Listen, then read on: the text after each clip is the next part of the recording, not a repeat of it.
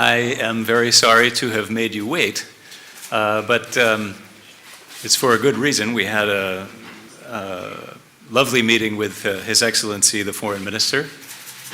We had a chance to talk about how, under the leadership of King Mohammed Sadis, we're making the already strong U.S.-Morocco bilateral relationship an even stronger strategic partnership. This comes as we are commemorating the bicentennial of the first U.S. diplomatic mission in Morocco, the Tangier American Legation, and celebrating over 200 years of friendship between our two countries.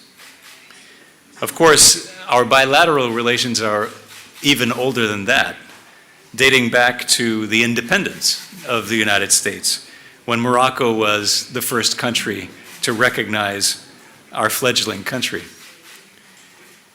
We appreciate Morocco's continuous and valuable support on issues of common interest, such as peace in the Middle East, stability, security, and development across the region and the entire continent of Africa. We're working together to defeat the pandemic. Just this past weekend, the United States provided more than 300,000 Johnson & Johnson vaccines to Morocco. These one-shot vaccines will boost the kingdom's already very successful vaccination campaign. We've also invested more than $15 million in Morocco's COVID-19 response, working with the Ministry of Health and other partners to raise awareness about the virus and to train healthcare workers, study the effectiveness of different vaccines, and provide laboratory equipment and supplies. This past weekend, we were also excited to see the inaugural commercial flight between Tel Aviv and Marrakesh. The United States welcomes Morocco's steps to improve relations with Israel, because this relationship will have long-term benefits for both countries.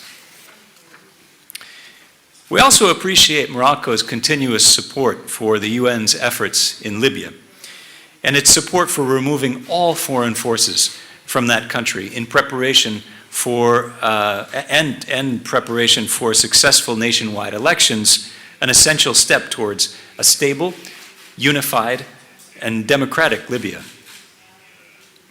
On Western Sahara, on Western Sahara, we support a credible UN-led political process to stabilize the situation and secure a cessation of all hostilities.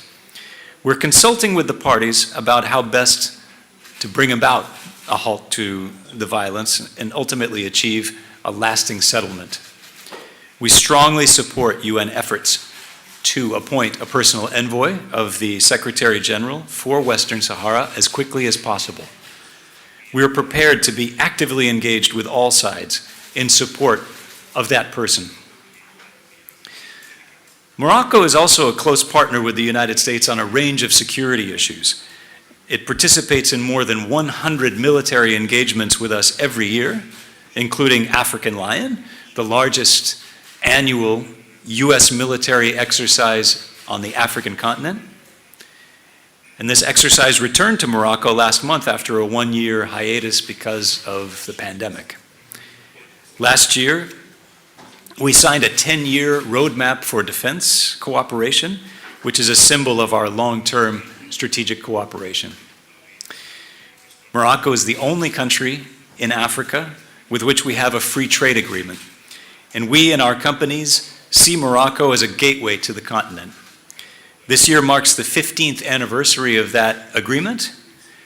Both countries have benefited greatly from it through the creation of thousands of jobs in both countries and a five-fold increase in the volume of our trade to over $5 billion annually. I was happy to learn that over 150 American companies operate here in Morocco. During my visit, I'm excited to have a chance to go to the National Library to see our exhibit about the legation's bicentennial. and the deep historical ties between our two countries. This exhibition is free and open to the public and will be on display at the National Library until October, when it will move to the Slawi Foundation in Casablanca. So, get your vaccine as soon as possible, put on your mask, and go visit the exhibit. Thank you. قبل ما تخرجوا ما تنساوش تابوناو في لاشين يوتيوب وتبارطاجيو لا فيديو مع صحابكم ومواقع التواصل الاجتماعي. ما تنساوش ديروا جيم وتضغطوا على الجرس باش يوصلكم جديد ديالنا.